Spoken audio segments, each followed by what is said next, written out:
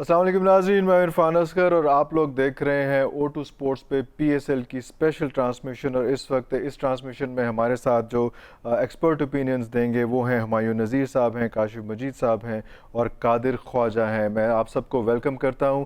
और एक तो हम बड़े खुश हैं कि चलें पाकिस्तान में कोई ना कोई एक्टिविटी शुरू हुई इसमें इस तरह की, जहां पे हम थोड़ा सा इंटरेक्ट अच्छे तरीके से कर सकते हैं, वरना तो हमारे पास बातें करने के लिए सिर्फ फिरदौस आशिकावान है और इस किस्म के वाक़यात हैं। लेकिन चलो, कोई थोड़ी सी हेल्दी एक्टिविटीज़ भी जो है हो जाएगी। कल का मैच पहला था और मैच बड़ा ठंडा ठंडा शुरू हुआ। पहले 17 ओवर्स में जो है वो बहुत ही लग रहा था कि ये कम से कम 125 स्कोर भी नहीं कर पाएंगे इस्लामाबाद वाले। मैं उनका स्केजूल देखता हूँ, उनकी सारी टीम देखता हूँ, तो किसी ने भी कोई ऐसे प्रॉमिसिंग इनिंग नहीं खेली, जिसका बड़ा अफसोस हुआ। आखिरी 3 ओवर्स में थोड़ा सा उन्होंने अपने आप को बचाया और 143 तक स्कोर ले गए। और उसके बाद जब लाहौर की बैटिंग आई तो अच्छे तरीके से उन्होंने शुरू किया, बड़ा अच्छा ले गए। इस पे भी हम बात करेंगे कि आखिरी ओवर जिस बेचारे बॉलर को मिला, क्या वो कैप्टन की गलती थी या वो टीम का आपस का डिसीजन था कि इस ऐसे इमेच्योर बॉलर को, इमेच्योर तो नहीं है लेकिन इस तरह के बॉलर को आखिरी ओवर, इतना intense over, 16 over the, match बसाया जा सकता था, दिया जा सकता था कि नहीं दिया जा सकता। बाकी बॉलर्स ने अच्छी जब बॉलिंग कर रहे थे तो क्या सिचुएशन हुई। सबसे पहले जो है मैं काशिफ आपके पास जाऊंगा। आप बताएं कि कल का मैच आपने देखा तो आपको क्या लगा। बंदे थोड़े से डरे डरे लगे सारे प्लेयर, दोनों टीमें, ऐसा ही है? देखिए, इरफान, डरे से ज्यादा जो है ना बंदे परेशान मुझे लगे हैं। और हाँ, परेशान इसलिए एग्जैक्टली हैं क्योंकि एग्जैक्टली। जिस कंडीशन में खेलना है उसके हवाले से ऑलरेडी हम बहुत सारी बात कर चुके हैं। गर्मी भी है, हब्स भी है, हवा भी अगर है तो फिर वो बहुत जब रफ है या सूखी आप कह सकते हैं। नमी नहीं है, और नमी है तो वो ड्यू की सूरत में है, तो स्पिनर का बॉल ग्रिप नहीं हो रहा। फिर जो सरफेस है वो इतनी ज्यादा रोस्ट हो चुकी है कि वो प्रॉपर बैटिंग के लिए फिट भी नहीं है। उसमें बॉल फंस भी रहा है, उसमें बॉल ब्रेक भी हो रहा है, थोड़ा स्लो भी आ रहा है, तो रन्स भी नहीं होंगे। स्पिनर को मदद मिलेगी, और स्पिनर अगर खुश हो ही रहे हैं तो उनको थोड़ी देर बाद पता लगता है कि ड्यू फैक्टर आ जाएगा। सो बहुत सारी चीजें ऐसी हैं कि जिसे कोप अप करना है, एज अ बैटिंग साइड भी, एज अ बॉलिंग साइड भी। और मुझे लगता है कि कल का जो मैच है वो शायद सबके लिए एक आई ओपनर था। अनफॉर्चुनेटली इस्लामाबाद और वो लाहौर को खेलना पड़ा। अगर कोई और टीम खेलती तो भी कंडीशन या हालात ऐसे ही होते। इस्लामाबाद और लाहौर का चूंकि पहला मैच था, तो दोनों को कल मैच खेलने के बाद समझ आई होगी कि बाकी मानदा जो मैचेस होंगे उसको कैसे खेलना है। अच्छा हुमायूं, ये भी कल का मैच है, बाकी सब टीमों ने भी बहुत जुड़ के देखा होगा मैच, सिर्फ इसलिए नहीं कि मैच इंटरेस्टिंग है या नहीं है, उन्होंने पिच कंडीशंस और वेदर कंडीशंस देखनी होगी। हुमायूं, ऐसा ही है? बिल्कुल। बाकियों ने भी काफ़ी ज़्यादा इंटरेस्ट किया हुआ कल के मैच में। और जैसे कि बताया गया है, कंडीशंस कल काफ़ी टफ थी। बट कल पिच का भी काफ़ी ज़्यादा सीन अजीब सा ही था, क्योंकि पता होता है आपको यूएई में थोड़े से स्लो ट्रैक होते हैं। ज़्यादा इतनी फेवरेबल कंडीशन नहीं होती, पर जो कल वाली पिच थी वो बहुत ज़्यादा ही स्लो थी। और रीड करने में बहुत ज़्यादा प्रॉब्लम्स भी हुई। तो टीम्स को यही देखना है, क्योंकि सारे मैच एक ही ग्राउंड में होने, तो पिचेस बहुत ज्यादा इंपॉर्टेंट रोल प्ले करेंगी। और दूसरा जो कि सबसे इंपॉर्टेंट था कि पाकिस्तान में थे तो यही चल रहा था कि जो टीम बाद में बैटिंग कर रही है वही जीतती है। और वही चीज कंटिन्यू हुई है अब यूएई में भी, कि पहला मैच हुआ है, जो टीम जीती उसने बॉलिंग दे के बैटिंग बाद में की और फिर चेस कर लिया, जो कि लग नहीं रहा था चेस होगा, फिर भी आखिरी ओवर में चेस हो गया। सो वो जो फिनोमेना बना हुआ है कि ball first and then chase, वो काफी ज्यादा चल रहा है, और वही ब्रेक करना बहुत ज्यादा जरूरी है। और यही ट्रेंड के ऊपर टीम्स मेरा ख्याल है बिल्ड करेंगी। जो टीम टॉस जीत रही हैं उन्हें ही ज्यादा फेवरेबल हो रहा है अभी, तो ये ज्यादा इंपॉर्टेंट फैक्टर बन रहा है आजकल। अच्छा कादिर, आखिरी ओवर जो था उसके बारे में कोई बात करेंगे आपके? वो क्या था, वो उस बेचारे बॉलर को देना चाहिए था, उसका कैरियर ख़राब करना चाहिए था इस तरह से? मैंने भी तो ये बात ये है कि जो टॉस था वो बड़ा मैटर करता है। टॉस जीत कर लाहौर ने बड़ी अक्लमंदी की है सोहेल ने, कि पहले बॉलिंग की। और आप देखेंगे पहले ओवर में शाहीन ने जो बॉल किया उसका कैच ड्रॉप किया आरिफ रऊफ ने दायरे के अंदर ही, लेकिन उसके बाद भी कमबैक किया। और थोड़ी सी सिचुएशन ये देखने वाली थी कि जो पावर प्ले था उसमें बड़ा अच्छा स्कोर था। हालांकि लाहौर का जो 6 ओवर्स में 38 रन थे, 1 विकेट थी, लेकिन इस्लामाबाद ने रन जो है वो ज्यादा बनाए थे। आखिरी ओवर में शादाब खान थोड़ा सा लैग कर गए। मुझे चाहिए, उनको चाहिए था कि शादाब खुद जो अपने ओवर्स थे उसको ऊपर के नंबर एग्जैक्टली। पे करते, या ऊपर मुकम्मल करते, या फहीम अशरफ का 1 ओवर बचा के रखते, या हसन का डेथ ओवर्स के लिए 1 ओवर बचा के रखते। शादाब की अप्रोच ये थी कि हसन से और फहीम से स्कोर हम जो है वो उसको महदूद करें, और आखिरी ओवर में जो है वो और हुसैन तलत को उन्होंने लगवाया। हुसैन तलत आप देखेंगे पिछले जो पीएसएल के मैचेस हैं उन्होंने बड़ी अच्छी उन्होंने यॉर्कर लेंथ बॉल किया, लेकिन वो जब आप जो एक रेगुलर बॉलर नहीं होता उसको जब आप डेथ ओवर देते हैं, जिस तरह माइक हसी ने सईद अजमल को जो अब आप स्पिनर लगाया था, आपने आपको याद होगा कि सईद अजमल को उन्होंने स्कोर किया था आखिरी ओवर में 21-22, तो इसी तरह ये सिचुएशन थी कि आपने डेथ ओवर्स के लिए कप्तान वही होता है जो आपके आखिरी जो 5 ओवर हैं T20 में उसको सोच के मद्देनजर रखते हुए बॉलर्स को लगाता है। तो इनके पास बॉलिंग अच्छी थी, हसन था, उसके बाद फहीम अशरफ भी थे, उसके अच्छे बॉलर थे, शादाब खुद ऊपर अच्छे बॉलिंग कर रहे थे, लेकिन उसके बावजूद भी इन्होंने चांस लिया और वसीम को बचाना चाहिए था जो इनके पास बॉलर थे, फास्ट बॉलर, उनका एक ओवर रखना चाहिए था, या खुद शादाब खान को चाहिए था कि ऊपर वसीम की जगह खुद बॉलिंग करते, और वसीम के जो 3-4 ओवर थे वो आखिरी जो 15वें ओवर के बाद लगवाते या 13वें ओवर के बाद लगवाते, लेकिन उन्होंने इस तरह चांस नहीं लिया और उसको आपको अच्छा यूटिलाइज किया राशिद खान ने। आपको पता है कि पहली 2 बॉलों पे उन्होंने जो है वो चौके लगाए, फिर उसके बाद उन्होंने पूरा स्कोर किया। तो बस अनफॉर्चुनेटली शादाब खान की कैप्टनसी थोड़ी सी लैक कर गई इस दौरान, उनको ओवर्स के हिसाब से उनको मेजरमेंट करनी चाहिए थी पूरी तौर पर, क्योंकि अभी यंगस्टर्स हैं सारे, तो उनमें कोई सीनियर इतना है नहीं जो शादाब खान को इस तरह गाइड कर सके। इफ्तिखार अहमद है, आसिफ अली सीनियर है, लेकिन वो भी कैप्टनसी का उनका तजर्बा नहीं है, तो शादाब खान को थोड़ा सा चाहिए था कि अपने जो सीनियर जो बाहर आउटसाइडर थे, जो फॉरेन प्लेयर थे, उनके साथ मशवरा करते और ओवर्स को बचा के रखते। बिल्कुल ऐसा ही है। अच्छा काशिफ, आपको आवाज़ आ रही? अच्छा हारून, आप मुझे बताइएगा ये हारिस रऊफ की जो पहली ही बॉल पहले ओवर में जो उन्होंने कैच ड्रॉप किया, तो क्या बड़ा बड़ा लॉलीपॉप कैच था उसमें, वो कैच छोड़ने से क्या ये अंदाज़ा हुआ कि यार ये बॉल जो है ये गीली हो रही है और पहले ही ओवर में बॉल गीली हो रही है, स्लिप कर गई, बड़े आराम से उन्हें पकड़ा और छोड़ दिया उन्होंने वो कैच उसमें, तो सबके लिए आया ओपनर था कि यार ये पूरा मैच कैसे पूरा करना है इस तरह का? मेरा ख्याल है कंडीशंस इतनी ज्यादा नहीं, उन्हें इतना भी नहीं प्रॉब्लमेटिक होनी चाहिए, क्योंकि आप सबको ट्रेनिंग करने का वहाँ मौका मिला है, एक ही ग्राउंड है, सबको जाके वहाँ पहले भी मिला है, तो आपको आइडिया तो हो जाता है ड्यू के, और जब ड्यू होती है तो फिर हर जगह एक ही जैसी होती है, ड्यू में ये नहीं होता। ड्यू हमारे मुल्क में भी मतलब पाकिस्तान में भी लेट मैच हो तो अक्सर हो जाती है, बेशक ज्यादा गर्मी ना हो, तो ड्यू हमेशा एक फैक्टर होता है। तो मेरा नहीं ख्याल ये कोई रीजन बनता है उनका कैच ड्रॉप करने का। प्रोफेशनल है वो, काफी इस तरह की प्रैक्टिस करते नहीं है, और हमें तो बताया भी जाता है ड्यू से प्रैक्टिस के लिए तो बॉलों को गीला करके एक टब में डाला होता है, उसके बाद फील्डिंग प्रैक्टिस कराई जाती है, तो that was not very big issue. वो कैच ड्रॉप नहीं होना चाहिए, आई थिंक वो इतने ज्यादा अलर्ट नहीं थे या वो क्या नहीं थे, और इन दी एंड वो इतना कॉस्ट भी नहीं किया, क्योंकि इस्लामाबाद की शुरू में बैटिंग वैसे ही काफी स्ट्रगल कर रही थी और फिर वो थ्रू आउट करती रही। कल के मैच में इस्लामाबाद ऑल्दो वो मैच काफी हद तक आखिरी ओवर में जाके हारा है, पर उनकी बैटिंग में मैं जरूर बात करना चाहूंगा।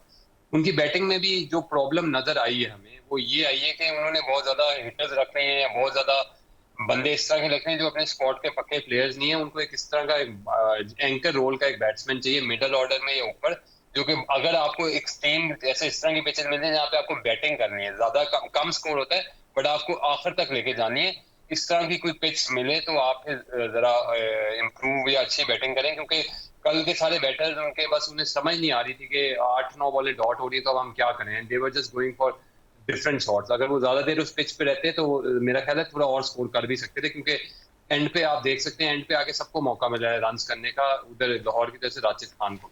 और दूसरा ये शादाब वाली बात, आई वुड से छोटी सी नेग्लिजेंस नहीं, बहुत बड़ी नेग्लिजेंस हुई है उनसे। एक तो वो कप्तान है, उनको बिल्कुल ये पहली दफा भी कप्तानी नहीं करे, इस तरह के एरर तो पहले भी करते थे, अब नाउ इट्स अबाउट टाइम कि स्टार्ट इंप्रूविंग दीज एरर्स, अपने बॉलर्स को सही तरह यूटिलाइज करते और एंड पे आम तौर पे स्पिनर से आप आखिरी ओवर नहीं कराते, पर जब 16 रन हो, आप अपनी टीम के कप्तान हो और आपने पहले 3 ओवर करा भी लिए और आप इतने ज्यादा एक्सपेंसिव भी नहीं थे, तो मेरा ख्याल आपको करा देना चाहिए था चौथा ओवर।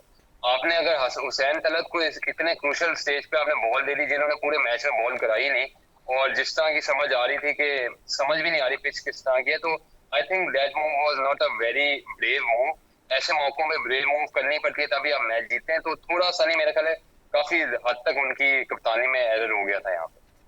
और अच्छा, उस वक्त कोई बताने वाला नहीं होता, क्योंकि बिल्कुल लास्ट मोमेंट पे इस किस्म की हरकत करी, मैं डग आउट से कोई ऐसी चीज़, ऐसी बात नहीं आ रही होती। काशिफ, आपका क्या ख्याल है उसमें कि इतना बड़ा, क्योंकि हम जब मैच देख रहे थे और हम उस वक्त एक्चुअली लाइव थे, तो हमारे साथ जो आपकी तरह के एक्सपर्ट्स थे कल, तो वो उस वक्त ही जब उन्होंने वो ओवर का डिसीजन लिया था कि किससे ओवर कराना है, तो वहीं पर वो एकदम बातें करते करते ना, उससे पहले सिचुएशन डिफरेंट थी। उससे पहले ये लग रहा था कि इस्लामाबाद मैच जीत जाएगा। 16 रन आखिरी ओवर में थोड़ा सा मुश्किल टास्क लग रहा था, क्योंकि पिछले एवरेज में कोई भी ऐसा नहीं है, किसी ओवर में भी इतना हाई स्कोर नहीं हुआ था पिछले 19 ओवरों में।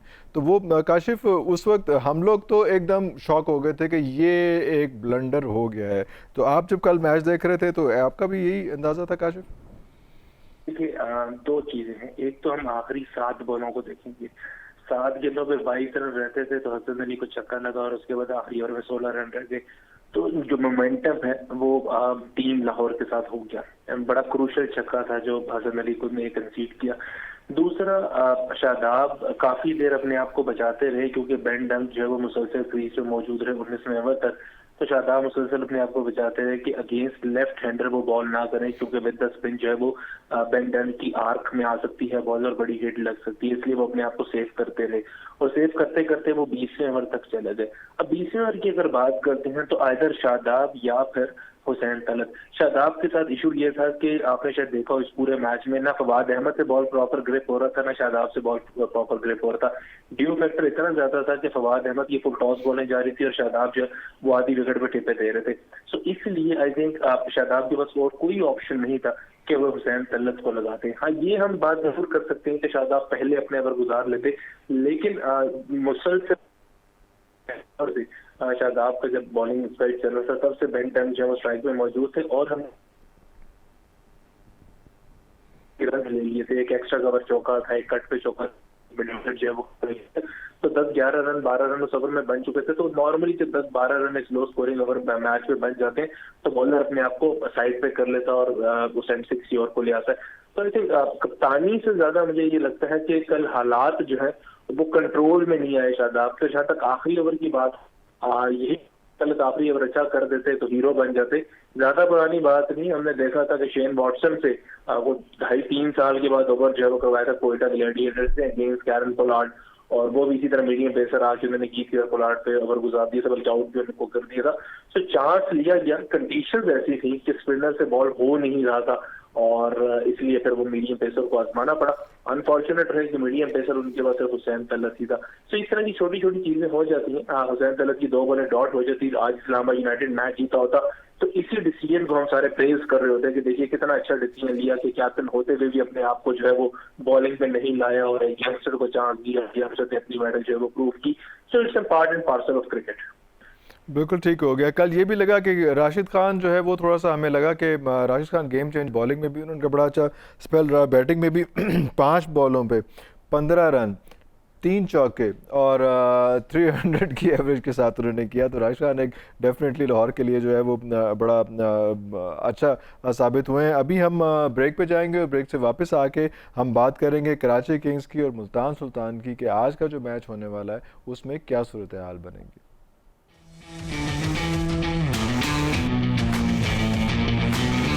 वेलकम बैक जी। और हमारे साथ हुमायूं नज़ीर हैं और काशिफ मजीद हैं और कादिर ख्वाजा हैं, और हम दोबारा से बातों का सिलसिला शुरू करते हैं। तो हमने कल के मैच के बारे में तो डिस्कशन कर ली, लेकिन अभी जो मैच हम देखने जा रहे हैं वो कराची किंग्स और मुल्तान का है। इससे पहले मैं कल के मैच के बाद का जो पॉइंट्स टेबल है वो आपसे शेयर कर लूँ कि उसके बाद इस वक्त हम सारी टीमों ने 6 की 6 टीमों ने 5-5 मैचेस अपने खेल लिए हैं, जिसमें इस वक्त लाहौर कलंदर जो है वो पॉइंट्स के हिसाब से नंबर 1 पे लग रही है हमें, और वो 8 पॉइंट्स हैं उसके पास। 5 मैच खेले हैं, 4 जीते हैं और 1 हारा है, और .077 एवरेज रन रेट थोड़ा सा ज़रा वीक है, लेकिन वो 8 पॉइंट्स के साथ टॉप पे हैं उसमें।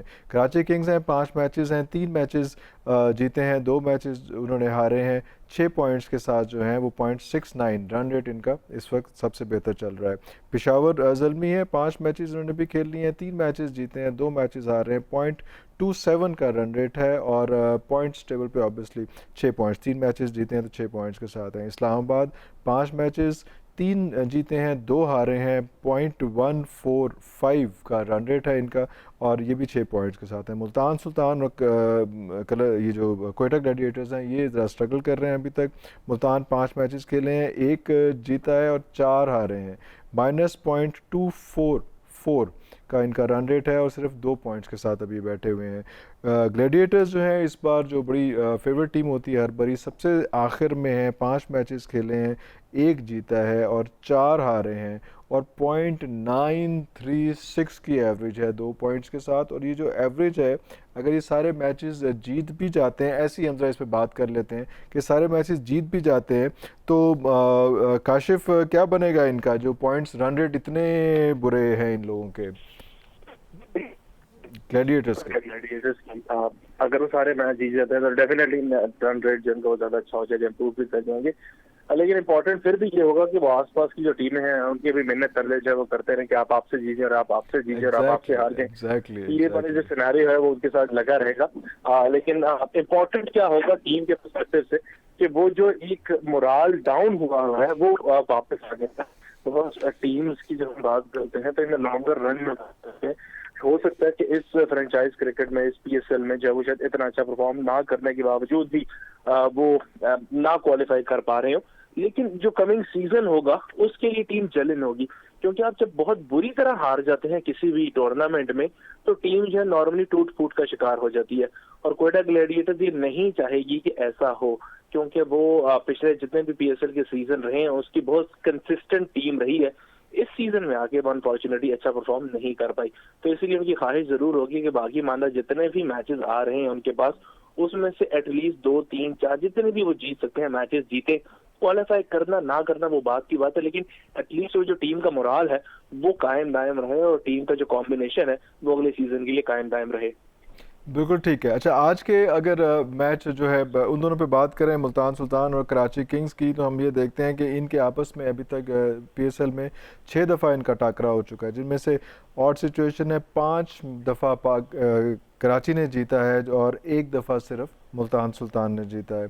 और कराची ने जो है जब एवरेज उस पर देखें तो 160.7 की एवरेज पे उन्होंने स्कोर किया है। मुल्तान सुल्तान को मैक्सिमम रन्स 198 स्कोर किए हैं और मिनिमम 120 स्कोर किए हैं। और जब हम मुल्तान को देखते हैं, ऑब्वियसली 1 मैच जीता है और एवरेज उनकी 149 की तो किसी हद तक निकलती है, मैक्सिमम रन्स जो हैं वो 195 स्कोर किए हैं। तो ये सिचुएशन बड़ी ऑड है इसमें कि किस तरह से ये लोग कूप अप करेंगे। आज मुल्तान सुल्तान शाहिद आफरीदी को मिस करेगा? शाहिद आफरीदी की बात है, जी जी जी जी, शाहिद आफरीदी की जहाँ तक बात है वो ना हो तो मेरे ख्याल है जमाना उनको मिस करता है, सिर्फ मुल्तान सुल्तान नहीं, जितने भी देखने वाले हमारे क्रिकेट के फैंस हैं वो आज शाहिद आफरीदी के नाम पे जो है वो टीवी लगा लेते हैं और पीएसएल को एंजॉय करते हैं। वो एक ब्रांड नेम है, तो ऑफ कोर्स उन्हें मिस किया जाएगा। और खास तौर पे इन सर्फेसेस पे जहाँ पे स्पिनर का बॉल ग्रिप हो रहा है, ब्रेक हो रहा है, बाइट ले रहा है, बाउंस हो रहा है, आफरीदी बड़े ही डेंजरस कस्टमर हो जाते with the ball. With the bat शायद ना भी होते तो विद द बॉल बहुत डेंजरस कस्टमर हो सकते थे। फिर अब होगा क्या कि एक ब्रांड नेम कम है मुल्तान सुल्तान के पास, एक टीम मेकर कम है, because middle of the pitch पे जनाब आफरीदी जो है ग्राउंड में रहते हुए कप्तान के लिए बहुत अच्छे मशवरे भी दे सकते हैं, जैसे अभी आप जिक्र कर रहे थे कि शादाब के पास मशवरा देने वाला भाई कोई भी नहीं था, बड़ा प्लेयर कोई नहीं था, बड़ा भाई कोई नहीं था, तो आफरीदी उस अंदाज से भी मिस किए जाएंगे। बाहर के रिजवान एक नोआमूज कप्तान है, नए हैं स्पीड में। दूसरा इंपॉर्टेंट एस्पेक्ट मुल्तान कराची का जब हम जिक्र करते हैं, देखिए मुल्तान के पास 2 क्वालिटी लेग स्पिनर अभी भी मौजूद है, वो एक इमरान ताहिर भी है, उस्मान कादिर भी उनके पास मौजूद है। ये दोनों प्लेयर ऐसे हैं कि जिनके 8 ओवर आसान नहीं होंगे कराची के लिए खेलना। और कराची के पास लेफ्ट हैंडर्स का जिक्र करते हैं तो शर्जील, इमाद वसीम और उनकी लाइनअप में मुझे कोई लेफ्ट हैंडर नजर नहीं आ रहा, ये याद नहीं आ रहा जिनकी फाइनल 11 का हिस्सा बन सके as a batsman. So right handers को ये बैट्स बॉलर जो है वो दोनों तंग करेंगे। अगर उसी किस्म की सरफेस आज भी हमें देखने को मिली, जो कि कहा ये जा रहा है कि ऐसी ही सरफेसेस जो है वो पिच रिपोर्ट में देखा, बिल्कुल हमने, हाँ जी बिल्कुल बिल्कुल बिल्कुल। बिल्कुल। तो इसलिए ये वो चीजें हैं कि जहाँ पे मुल्तान को एज हासिल है कि उनका जो स्पिन डिपार्टमेंट है वो बड़ा अच्छा है। कराची के बैट्समैन को बड़ा इंपॉर्टेंट रोल प्ले करना होगा, खासतौर पे बाबर आजम को उन्हें पूरे 20 ओवर बारी करनी होगी, क्योंकि इन किस्म की जो सर्फेसेज होते हैं उसमें बड़ा हिट मारना आसान नहीं होता, और इसमें वही प्लेयर कामयाब होता है जो टेक्निकली करेक्ट बैट्समैन होता है। अच्छा, हुमायूं आप बताइएगा, यही क्वेश्चन आपसे अगर पूछूं कि अफरीदी की कमी पूरे ग्राउंड में और पूरे पीएसएल में कितनी महसूस होगी? जी बिल्कुल, जैसे कि इन्होंने जिक्र किया, Afridi of course as a brand name, और काफ़ी लोग फॉलो भी अगर आप देखें क्रिकेट को या पीएसएल को करेंगे तो अफरीदी की वजह से करेंगे, काफ़ी बड़ा ब्लो है। और दूसरा मुल्तान जो कि टीम वो भी काफ़ी स्ट्रगल कर रही है, खाली 2 पॉइंट्स के साथ almost bottom of the table है। तो अफरीदी के होने की वजह से काफ़ी फ़र्क पड़ता था कि उनको लगता था कि उनके चांसेस बहुत होंगे, पर अफरीदी के साथ साथ उनके 2 और जो कि फॉरन बड़े हार्ड हिटिंग बैट्समैन थे, क्रिस लिन और जेम्स विंस, वो भी अब टीम का हिस्सा नहीं है। तो उनकी बैटिंग इस वजह से भी काफ़ी थोड़ी सी उनको हिट लगी है इस वजह से भी। तो वो भी देखना है कि वो खला वो कैसे पूरा करेंगे। फिर जो उनके पाकिस्तानी हेड साइड से जो हिटिंग बैट्समैन है, शोएब मकसूद और मुजदिल शाह की भी कोई इतनी अच्छी फॉर्म नहीं रही। उन्होंने भी अपना सीजन में पाकिस्तान टीम में थे, अब वो उनको टीम से ड्रॉप कर दिया गया। तो काफ़ी वेरिएबल उनकी टीम में हैं जो कि अभी काफ़ी ऊपर नीचे हैं। फिर उन्होंने पीएसएल के स्टार्ट में अपने कप्तान बदले थे, शान मसूद की जगह खुद मोहम्मद रिजवान आ गए थे। तो जो सबसे अच्छा पार्ट है मुल्तान सुल्तान का, वो यही है कि रिजवान उनके कीपर और कप्तान है, ऊपर से बैटिंग भी करेंगे। और इस तरह की पिच पे रिजवान जैसे प्लेयर भी बहुत सक्सेसफुल होते हैं, क्योंकि वो एंड तक बैटिंग करते हैं, एंकर का रोल अप्लाई करते हैं। तो गिवन दैट वो इस टीम में है तो उनके चांसेस थोड़े से बेहतर हो जाते हैं। बट ओवरऑल मुल्तान की टीम इतनी स्ट्रॉन्ग नहीं ऑन पेपर। स्पिनिंग डिपार्टमेंट में उनके पास काफी ज्यादा अच्छे स्पिनर हैं, पर गिवन दैट के काफी ज्यादा जो बातें हो रही है कि ड्यू बड़ा प्ले कर रहा है, स्पिनर अपने ओवर कब कराएंगे, किस जगह पे कराएंगे, कैसे पूरे करेंगे, तो वो थोड़े वेरिएबल्स उन्हें देखने पड़ेंगे। बट ओवरऑल मुल्तान की टीम, मुझे यही लग रहा है कि अभी भी थोड़ा सा स्ट्रगल करेगी, और ये मैच जीतना उनके लिए जरूरी भी बहुत है, क्योंकि उसके बाद तो उनके लिए कोई चांस ही नहीं रहेगा कि वो कम बैक करें या ऊपर प्लेऑफ्स के लिए जाएं। अच्छा कादिर, आप बताइएगा कि अभी मुल्तान सुल्तान और कराची का जो मैच हो रहा है, अभी हम इससे पहले जो 2 टूर्नामेंट्स हुए हैं उन दोनों में रिजवान और बाबर आजम दोनों ने बड़े अच्छे कॉम्बिनेशन के साथ जो है वो खेला है। अभी आज ये दोनों ऑपोजिट टीम्स के साथ खेल रहे हैं, आप कैसे देख रहे हैं? ये जोर का जोड़, कोई टाकरा शाकरा लगेगा आज इन दोनों का कि नहीं?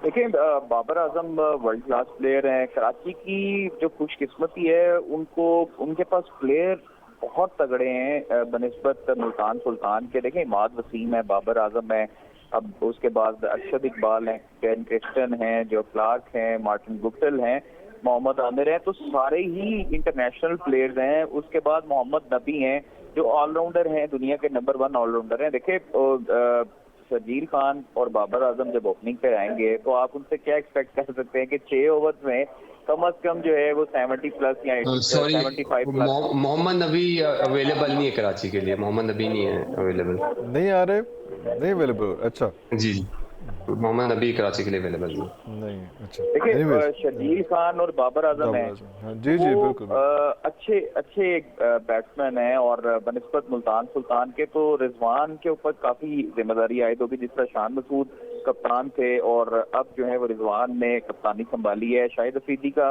नो डाउट, शाहनवाज दानी से जब मैंने बात की और इमरान ताहिर से पूछा तो उनका यही कह रहा था कि शाहिद अफरीदी एक ब्रांड है, उनके होने से हौसला मिलता है टीम को।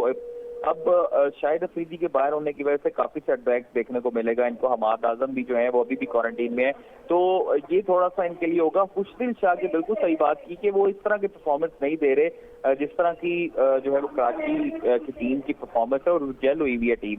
इमाद वसीम ने कप्तानी पिछले जो 14 मैचेस हुए उसमें से जितने भी कराची के जो मैचेस हुए उसमें उन्होंने अपनी बॉलिंग का जोहर तो नहीं दिखाया, लेकिन इस मरतबा जब उन्होंने प्रेस कॉन्फ्रेंस की तो उनका कहना था कि जो बॉलिंग है वो जब टीम को जरूरत पड़ेगी तो इस मरतबा वो फ्रंट फुट पर आके बॉलिंग करेंगे। तो देखिए, इस मरतबा क्रिस लेन भी नहीं आ रहे मुल्तान के पास, और ये भी बड़ा सेटबैक है। अब तो उनके पास जो बॉलिंग है वो शाहनवाज धानी पर डिपेंड करता है, उसके बाद सोहेल तनवीर है उनके ऊपर डिपेंड करता है, उस्मान कादिर हैं जिनको इमरान ताहिर और उस्मान कादिर दोनों में से एक ही आप किसी को उनको मैच दे सकते हैं, क्योंकि वो दोनों ही लेग स्पिनर है। और उस्मान कादिर हो सकता है खेलें, आज का मैच। और अभी जो है वो थोड़ी देर बाद टॉस भी होने वाला है और उसके बाद टीमें भी आएंगी। तो सुहेब मकसूद हैं मिडिल ऑर्डर में।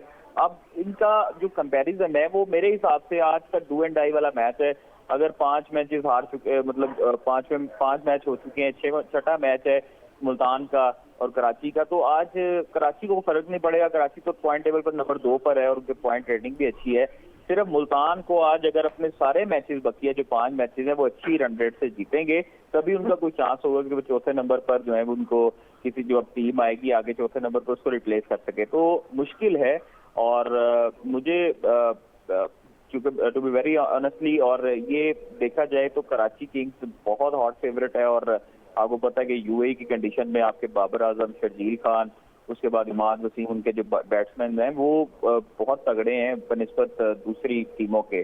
तो मुझे लगता है कि कराची किंग्स का पलड़ा जो है वो भारी है और बाबर आजम आज का मैच जीतवाएंगे भी और जीतेंगे भी।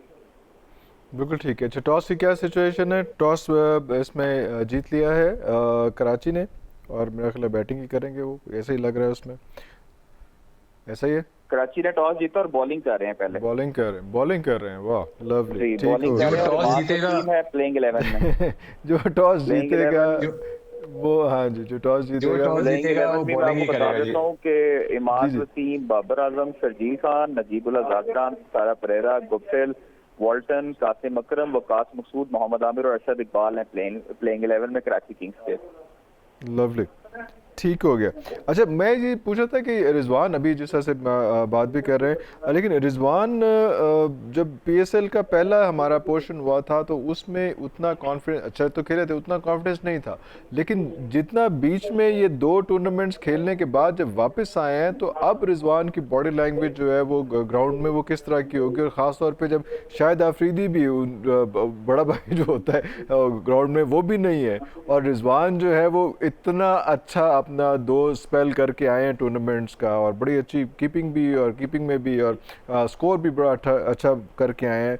वो उनकी बॉडी लैंग्वेज क्या होगी? तो आपको लगेगा थोड़ा सा एटीट्यूड में होंगे, थोड़ा सा ओवर कॉन्फिडेंट होंगे जिस तरह से मोहम्मद रिजवान जब कराची की टीम में भी थे तो उनका यही गिला था कि मुझे मौका नहीं मिल रहा, मैं टॉप ऑफ द बैटिंग खेलना चाहता हूँ, कि उन्हें मिला भी नहीं इतना मौका। पर उसके बाद जब वो फिर नेशनल T20 हुआ, वहाँ उन्होंने पेशावर की कप्तानी की और टीम उनकी फाइनल तक गई। उसके बाद उन्होंने पेशावर के बाकी डोमेस्टिक में भी कप्तानी की। उन्होंने फुल दिखाया कि वो कप्तान भी कैसे हैं, वो किस बैटिंग पोजीशन में खेल भी सकते हैं और फिर उनकी कीपिंग कैसी है। उसके बाद फॉर्चुनेट या अनफॉर्चुनेटली जब इंजरी हुई हमारे टॉप ऑर्डर बैट्समैन में, और जब हमें मेक शिफ्ट के लिए ओपनर के ऊपर हमने प्रमोट किया इंटरनेशनल क्रिकेट में, तो उन्होंने वहाँ ऐसा परफॉर्म कर दिया कि आपको लगा कि नहीं यार, इनका रोल अब ओपनिंग में है, खास तौर पे T20 में। और फिर उन्होंने वहाँ परफॉर्म किया और फिर वो जो जाते थे वहाँ खेला उन्होंने।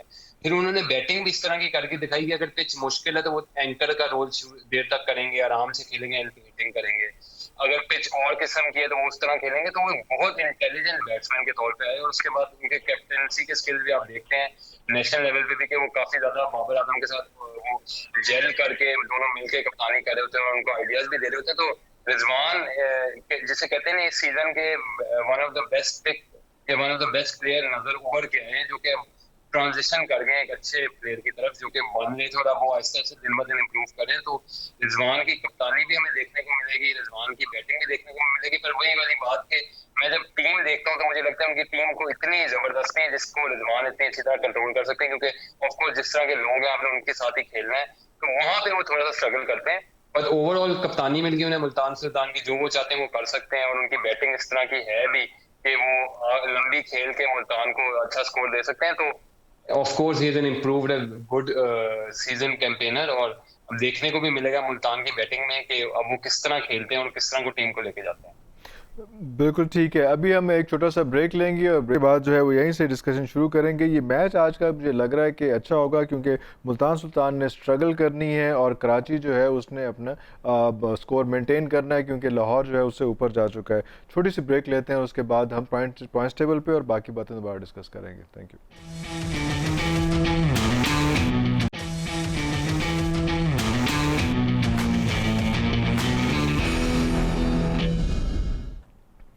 जी जनाब, अभी लेटेस्ट सिचुएशन ये है कि कराची जो है टॉस जीत चुका है और बॉलिंग का फैसला उसने कर लिया। अभी थोड़ी देर में हम आपको प्लेइंग 11 भी बताएंगे दोनों टीम्स की।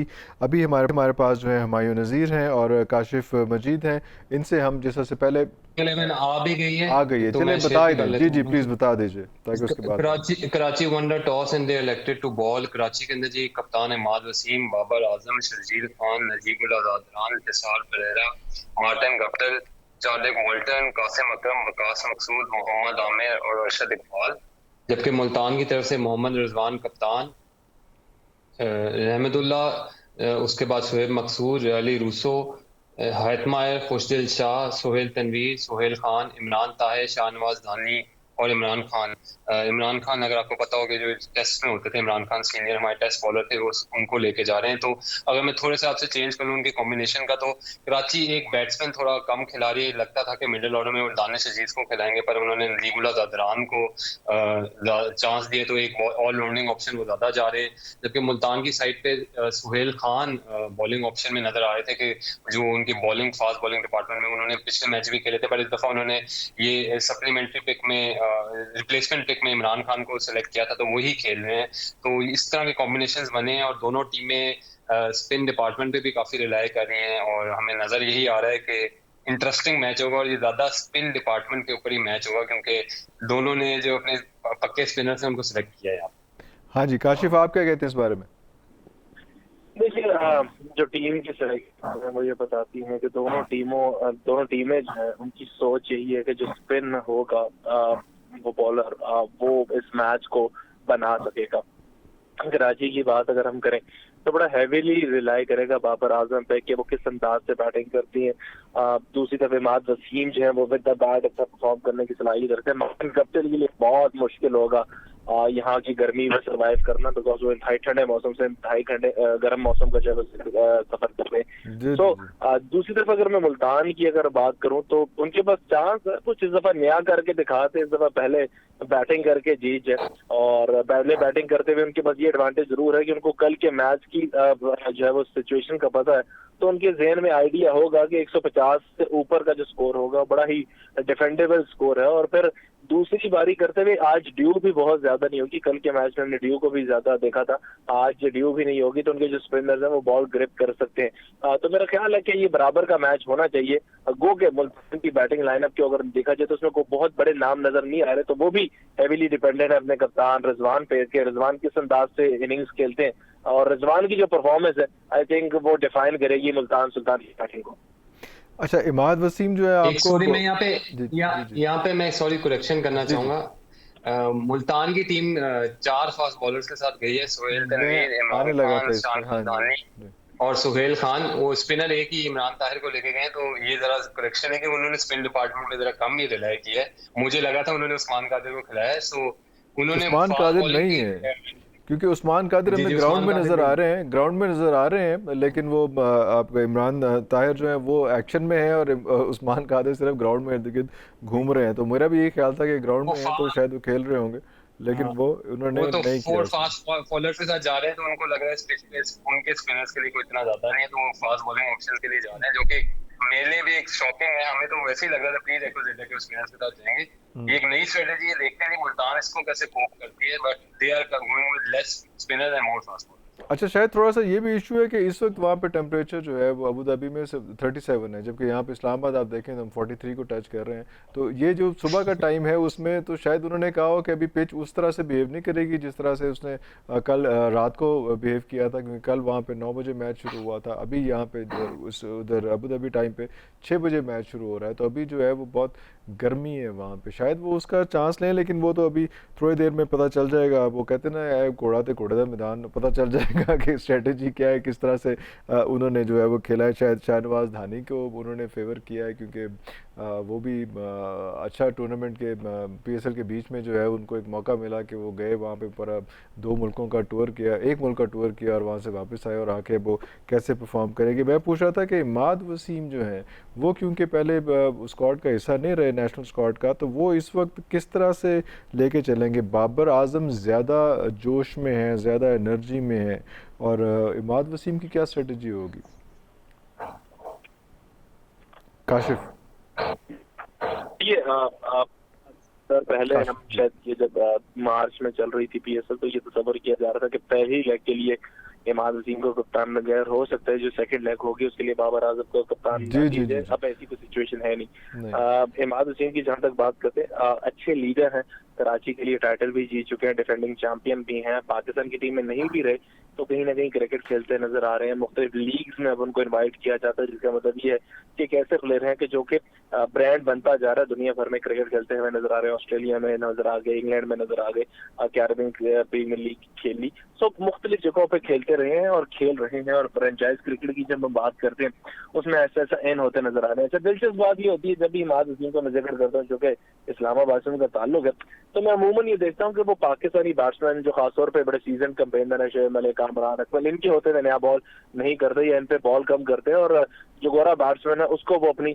वेरिएशन से बहुत ज्यादा डिसीव करने की कोशिश करते हैं। और आज भी ये हमने 2-1 दिन पहले भी देखा कि उनपे बहुत ज्यादा ये जब उन्होंने बात की प्रेस से तो ये उनसे सवाल किया गया कि आप विद द बॉल अपने आप को कहीं छुपाते बचाते फिर, तो आज उन्होंने कहा था कि नहीं, वो छुपा नहीं रहे थे, गालिबन उनसे बॉल हो नहीं रहे थे तो इसलिए वो बाकियों को चांस दे रहे थे। अब देखते हैं कि विद द बॉल वो खुद कैसे आते हैं, क्योंकि ये वो कंडीशंस होंगी जो स्पिनर के लिए आइडियल है और कोई भी स्पिनर चाहेगा कि यहाँ पे वो बॉल करे और बॉल करके अपना जो कॉन्फिडेंस है वो बहाल करे। अच्छा हुमायूं, आपसे मैं पूछूंगा कि बाबर आजम ने पिछले दिनों को स्टेटमेंट दी थी मोहम्मद आमिर के हवाले से कि उनको फोकस करना चाहिए, उनको सीनियर्स के साथ ऐसे ही ज़रा हॉर्न्स लॉक नहीं करने चाहिए मैनेजमेंट के साथ, वो क्या किस्सा था, क्या सूरत हाल थी वो? मैं थोड़ा सा उससे आने से पहले मैं एक बात जरूर करना चाहूँगा। मुल्तान सुल्तान ने बड़ी इंटरेस्टिंग एक पिक ली थी, रहमानुल्लाह गुरबाज, ये अफगानिस्तान के विकेट कीपर बैट्समैन थे ओपनिंग, तो उन्होंने आज उनको टीम में खिलाया भी है और रिजवान के साथ वही ओपन करेंगे, तो ये बड़ा एक इंटरेस्टिंग कॉम्बिनेशन है। दोनों विकेट कीपर हैं, दोनों बैट्समैन हैं और ये 19 साल के प्लेयर हैं, बड़े यंग आने वाले। और अफगानिस्तान का होता है यंग लॉट में काफी अच्छे लोग आ रहे हैं, कासिम अकरम हो गए, राशिद खान तो पहले से थे और अब ये आए हैं, तो ये बड़ा इंटरेस्टिंग कॉम्बिनेशन उन्होंने ओपनिंग डिपार्टमेंट में दिया है और now we will see how it works out. ये फर्स्ट टाइम पीएसएल में है, ये जी फर्स्ट टाइम पिक है ये जी बिल्कुल, ये इस दफा की पिक है, जब सेकंड हाफ में उन्होंने गुरबाज को लिया था, जब आपके बाकी फॉरन प्लेयर अवेलेबल नहीं थे तो फिर आपको नहीं मिली थी, तो ये डिवाइस किया था। Let's see how it works out. और जैसे कि आपने बाबर आजम की बात की मोहम्मद आमिर के हवाले से, देखें आमिर के हवाले से देखें काफी चीजें चल रही हैं, जो सीनियर प्लेयर्स हैं वो काफी ज्यादा मैनेजमेंट के आ रहे हैं। आपको नजर आएगा शोएब मलिक ने भी पिछले दिनों इस तरह के बयान दिए थे, तो वर्ल्ड कप भी सामने आने वाला है, सीनियर प्लेयर्स का थोड़ा सा गिला भी है और आपको नजर भी आता है कि जब आपने यंगस्टर को चांस दे दिए वो किस तरह करें, तो फिर सीनियर प्लेयर्स ऑफ कोर्स कहते हैं कि हमें भी चांस दें। तो ये हर बंदे का इस पे अपना पॉइंट ऑफ व्यू है, मेरा ख्याल है हाँ थोड़ा सा आदमी को सोचना चाहिए, थोड़ा सा जिसे कहते नहीं है जज्बात को कंट्रोल करना चाहिए और समझ के चांसेस लेने चाहिए, क्योंकि ऑफ कोर्स अगर मोहम्मद आमिर परफॉर्म करेंगे इस पीएसएल में भी तो he is of course a very good bowler, और बड़े इवेंट्स में तो वो हमेशा परफॉर्म करते भी हैं। और अगर आपको याद हो तो आईसीसी चैंपियंस ट्रॉफी का फाइनल तो आपको याद ही है। So let's see how it does, but अभी भी हम देखें गिवन लॉट में खासतौर पे फास्ट बॉलिंग में तो काफी लोग अभी आ भी गए, जैसे कि T20 में शाहनवाज दानी आ गए, कल इस्लामाबाद की तरफ से मोहम्मद वसीम थे इमर्जिंग में, फिर आपके पास शहीन अफरीदी हैं, हसन अली ने कम बैक कर लिया है, फिर हारिस रऊफ है, तो जगह भी नहीं बन रही ना, और लोग आ भी रहे हैं, तो ये भी नहीं समझ आती कि अगर आपने किसी को लेके आना तो उन्होंने किसकी जगह खेलनी है, क्योंकि सब अपनी अपनी जगहों पे परफॉर्म कर रहे हैं। और खास तौर पे हसन अली ने तो ये आके स्लॉट खत्म भी कर दिया क्योंकि वो ऑलराउंडर भी हैं और वो पुरानी बॉल भी बहुत अच्छी करा रहे हैं। सो ये अब टफ कंपटीशन भी हो गया कि मोहम्मद आमिर के लिए जगह भी नहीं बन रही। अगर फास्ट बॉलिंग के स्लॉट में इतने ज्यादा नए लोग ना उभर के आते तो काश मकसूद ने कम आना है, वो अभी तक नहीं आ पाए, अरशद इकबाल टीम में कॉल हो गई पर वो दोनों नहीं आ पाए, वो भी इतने अच्छे बॉलिंग कर रहे हैं।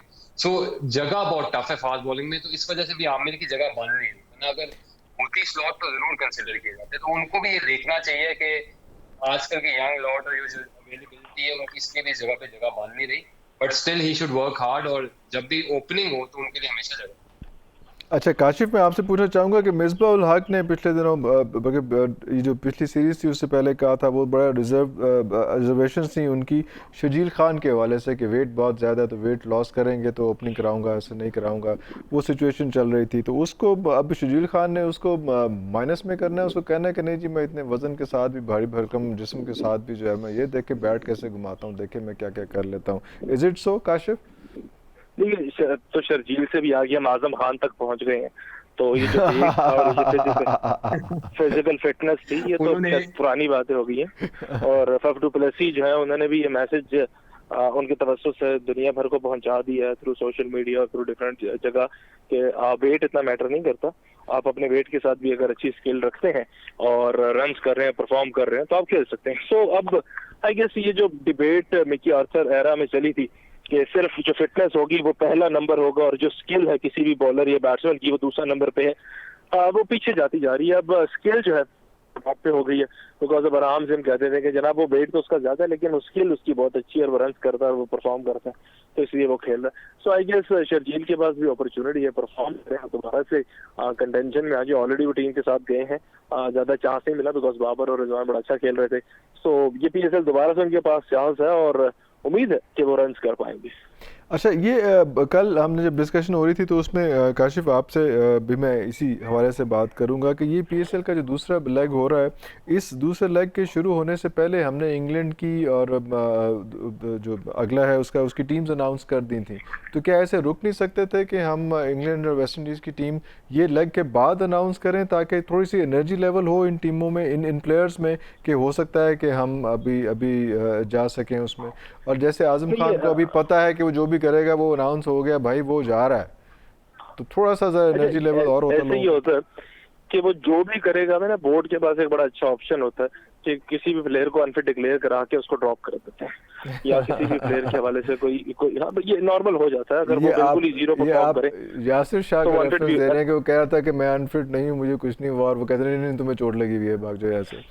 ऐसी देखिए, अब जहां तक अनाउंस करने की बात है तो वसीम की बात भी दुरुस्त है कि अनाउंस करने के बाद आपने इन प्लेस पे और प्रेशर डाल दिए गए। अब सारी दुनिया देख रही है, आपका नाम आ चुका है और आपने आगे 6 मैचेस में परफॉर्म करना है, तो अब सारी दुनिया देख रही है। अगर आप परफॉर्म नहीं किया तो मेरे ख्याल है वो प्लेयर जो है वो अपने आप को ज्यादा डिमोटिवेटेड फील करेगा और जो परफॉर्मर है वो अपने आप को ज्यादा अच्छा फील करेगा। तो ठीक है, प्रोफेशनल प्लेयर्स हैं, नर्व्स होने चाहिए इनके कि ये प्रेशर को मैनेज कर सके, प्रेशर लेके खेल सके और अपना नाम जो है अगर टीम में आया हुआ तो उसको कैरी कर सके। वो प्रोफेशनल प्लेयर्स में तो अभी आपने देखा है कि वो कैप्टनसी में कल जो है वो कैसे लीकेज हो गई इस्लामाबाद के कैप्टन से, तो वो अभी तो प्रोफेशनलिज्म तो बड़ा अभी थोड़ा सा आगे आएगा। हम सिर्फ ये चाह रहे थे कि थोड़ा सा इनमें जो इतने ढेर सारे प्लेयर्स पाकिस्तान के खेल रहे हैं और हर कोई चाहता है कि उन्हें नेशनल कैप मिले और वो भी जाएँ उसमें, तो उन्होंने पहले ही कह दिया कि जी वो इंग्लैंड वेस्ट इंडीज़ में ये लोग जाएंगे, आप जितना जैसे परफॉर्म करते हैं PSL में जो भी करते हैं, तो यार ये हमारा मसला नहीं है। Is it so? इसमें एक और चीज भी है जो होती है नॉर्मली कि ये जो नाम अनाउंस किए हैं प्लेयर्स के, आई थिंक इनकी जो वीजा रिक्वायरमेंट्स और जो क्वारंटीन रिक्वायरमेंट्स हैं उनको भी शायद देखना होता है।